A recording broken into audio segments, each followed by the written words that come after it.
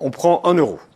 Donc voici 1 euro. Vous dites que si 7 euros a été gagné par un milliardaire, 25 centimes de 7 euros vont au fixe.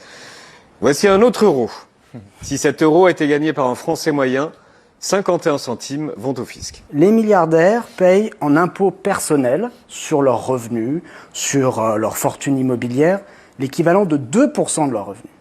À ça s'ajoute l'impôt sur les entreprises, dont les sociétés qu'ils possèdent, comme LVMH ou L'Oréal, s'acquittent en France. Ça, c'est énorme. Et ça rajoute 11 points.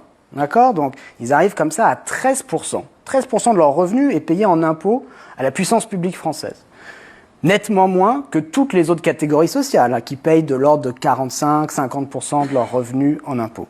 Si on ajoute en plus les impôts dont ces entreprises qui sont des groupes multinationaux s'acquittent à l'étranger, aux États-Unis, en Chine, dans d'autres pays européens, ça rajoute 12 points supplémentaires, donc tout prélèvement obligatoire compris, on arrive à 25% pour les milliardaires contre 50% pour le Français moyen.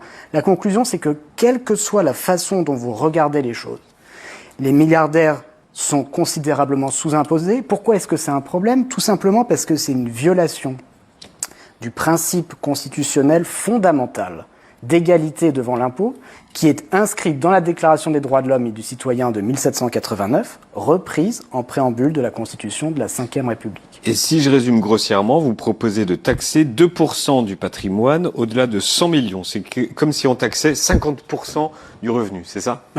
Il faut bien comprendre ce chiffre de 2%, d'où il vient. Donc c'est 2% de la fortune, effectivement, et ce chiffre, il n'a pas été choisi au hasard. C'est le taux plancher d'imposition qui permettrait de s'assurer que les milliardaires payent autant que les autres catégories sociales. Pas plus, mais pas moins. C'est un principe minimaliste, c'est-à-dire qu'on devrait tous pouvoir se mettre d'accord sur ce principe, sur cette idée que les personnes les plus fortunées ne devraient pas avoir le droit de payer moins que les classes moyennes. Bien sûr, il y a tout un débat à avoir sur le juste niveau de progressivité. Il y a de bonnes raisons de vouloir que les milliardaires payent plus que le Français moyen. Mais c'est même pas ce dont on parle aujourd'hui. Ce taux plancher de 2%, il s'assurerait juste qu'ils ne payent pas moins.